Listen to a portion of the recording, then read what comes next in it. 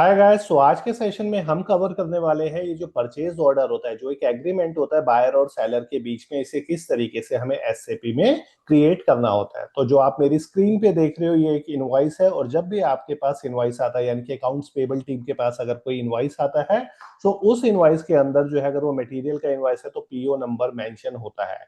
ये जो purchase order create करने का काम होता है ये परचेज टीम का काम होता है। अब क्वेश्चन ये आता है कि ये परचेज ऑर्डर एसएपी में किस तरीके से क्रिएट होता है।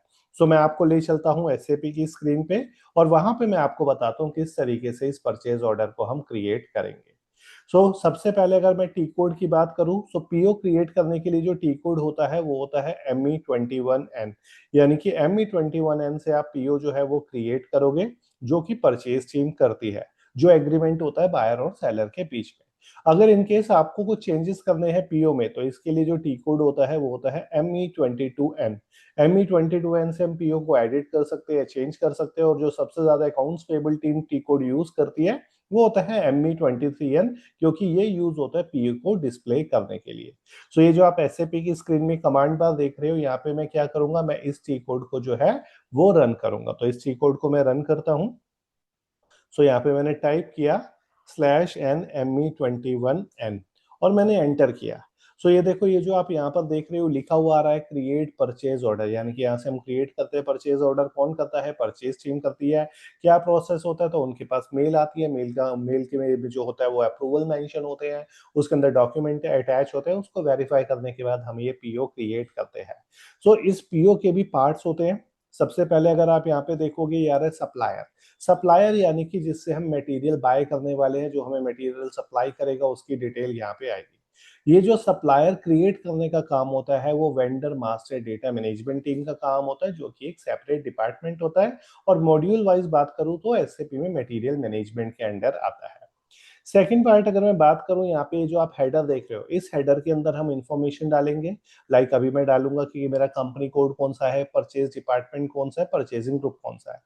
मटेरियल से रिलेटेड इंफॉर्मेशन सारी यहाँ पे आएगी, क्योंकि एक एग्रीमेंट बन रहा है। कितना जो है हम मटेरियल बाय करने वाले हैं, किस प्राइस पे बाय करने वाले हैं, कब सभी उसकी से नमस्कार डिलीवरी आप। होगी, कौन सी लोकेशन पे उसकी डिलीवरी होगी, ये सारी डिटेल्स जो है वो यहाँ पर आएगी।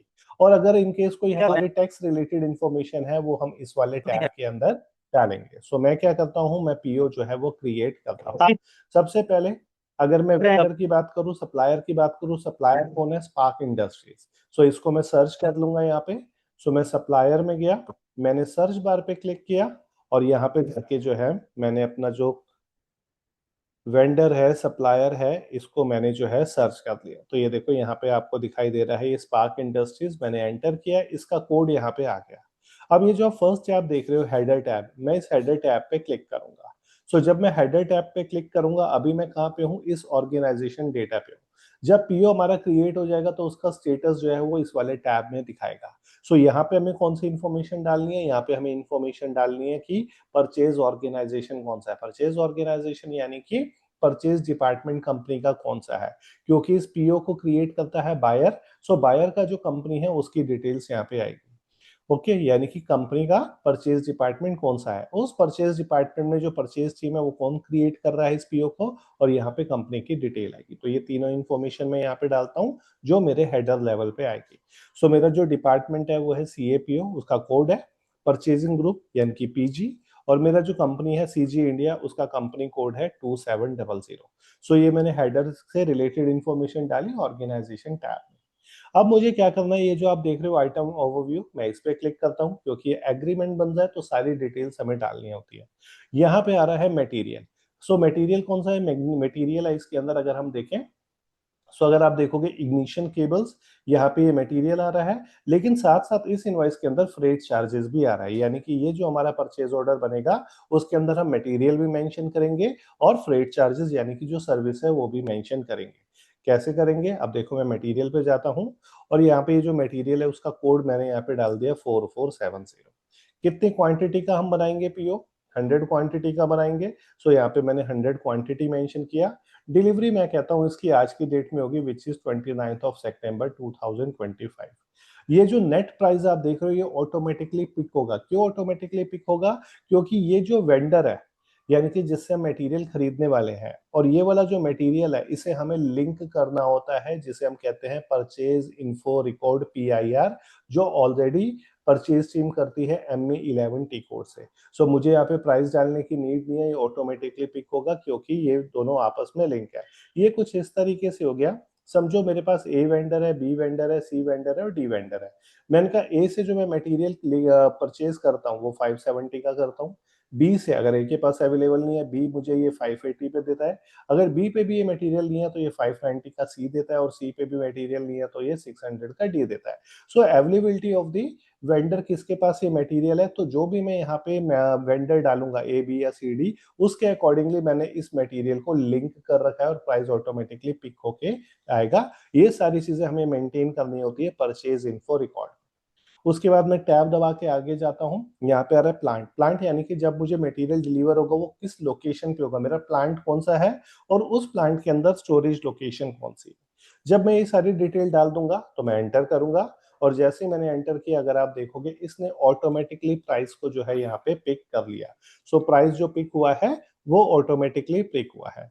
इसके अलावा अगर मैं टैक्स रिलेटेड इंफॉर्मेशन देखूं, यहाँ पे इन्होंने टैक्स जो लगा रखा है IGST लगा रखा है 18%। सो इसके लिए जो थर्ड टैब होता है, first one is header tab, second one is जहाँ पे हमने आइटम की डिटेल्स डाली थी, और यहाँ पे आइटम की डिटेल डालने के बाद यहाँ पे सारी देखो इन्फॉर्मेशन आपको दिखाई देगी। सो अगर आपको टैक्स रिलेटेड इन्फॉर्मेशन डालनी है तो आप इनवाइस पे जाओ, इनवाइस पे टैक्स कोड आ रहा है, यहाँ पे सर्च करो टैक्स कोड और यहाँ पे ले लो 18% जो हमारा IGST है, ये रहा V2। सो इससे मैंने टैक्स रिलेटेड इंफॉर्मेशन भी ले ली। अब इसमें इन्होंने मेंशन कर रखा है कि अगर ये हम मटेरियल हमें देगा तो साथ साथ ये फ्रेट चार्जेस यानी कि जो किराया है वो भी हमें बियर करना है। सो इसकी इंफॉर्मेशन हम टेक्स्ट वाले टैब में डालते हैं। सो अगेन जब आप हेडर वाले टैब में जाओगे, हेडर वाले टैब में आपको टेक्स्ट वाला पार्ट भी दिखाई देगा, ये रहा।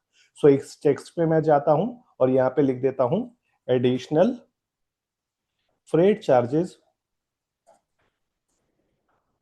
फ्रेट चार्जेस ऑफ रुपीज या of INR 5000 will be paid by CG India. यानी कि हम लोगों ने क्या करना है, एडिशनल 5000 के चार्जेस भी पे करने हैं।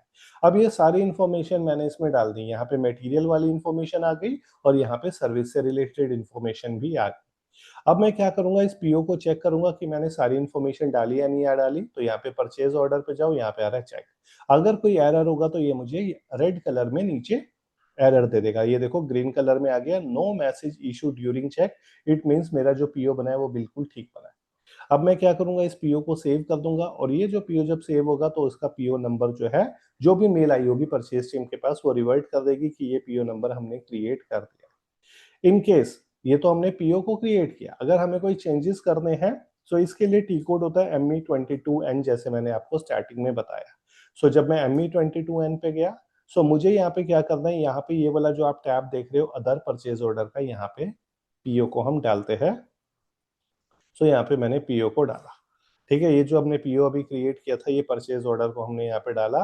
सो अगर मैं हेडर लेवल पे देखूं, ये जो हेडर लेवल पे स्टेटस आ रहा है, इस स्टेटस को अगर मैं देखूं तो मेरा ऑर्डर जो हो चुका है, यानी कि जो PO क्रिएट हुआ है वो 100 क्वांटिटी का हुआ है। स्टिल टू डिलीवर, अभी इसकी कोई भी डिलीवरी नहीं हुई, कोई भी इसका इनवाइस बुक नहीं हुआ और कोई भी इसका एडवांस पेमेंट नहीं हुआ। ये हम यहाँ से चेक कर सकते हैं। इनकेस अगर आपको कोई चेंजेस करने हैं कोई इसमें क्वांटिटी से रिलेटेड, वो आप यहाँ पे कर सकते हैं। और जो थर्ड टी कोड होता है वो होता है ME23N, जिसका सबसे ज्यादा अकाउंट्स पेबल टीम यूज करती है PO से वेरीफाई करने के लिए इनवाइस को। यानी कि अगर मेरे पास इनवाइस के अंदर प्राइस और क्वांटिटी ये वाला आ रहा है कि ये मेरे परचेज ऑर्डर में आ रहा है या नहीं आ रहा, वो यहाँ पे जाके उसे चेक कर सकते हैं। ये देखो ये 2 वे मैच हो रहा है। ठीक है, ये 2 वे मैच हो रहा है। और सेम इसी तरीके से अगर उन्हें कोई और डिटेल चेक करनी है तो वो भी इसे कर सकते हैं। सो अगर मैं एक बार PO और चेंज करता हूँ, सो ये देखो यहाँ पे हमारे पास प्राइस आ गया 570 का। ठीक है, और यहाँ पे हमारे पास मटेरियल आ गया, इसका GRN हुआ या नहीं हुआ ये देखो हमें ये यहाँ से पता चला। सो यहाँ से हम PO को डिस्प्ले करते हैं, कौन करता है, अकाउंट्स पेबल टीम करती है। अगर मुझे PO को चेंज करना है तो ME22N is the T code. तो यहाँ पे जाके मैं क्या करूंगा, यहाँ भी जाके मैं PO नंबर डाल दूंगा, 3536 इसका लास्ट में था। और यहाँ पे अगर मुझे कुछ भी चेंज करना है तो यहाँ पे जाके मैं चेंज कर सकता हूँ। प्राइस को नहीं चेंज कर सकता क्योंकि ये ऑटोमेटिकली पिक हो गया। सो ये पूरा प्रोसेस होता है कि पीओ कैसे क्रिएट होता है, और जब ये पीओ क्रिएट होता है हमारे पास, जब भी इनवॉइस आती है अकाउंट्स पेबल टीम के पास, वो पीओ इस वाले पार्ट में जाके अपडेट हो जाता है। तो यहाँ पे आ जाता है 3536, लास्ट में यहाँ पे आ जाएगा। क्लियर है?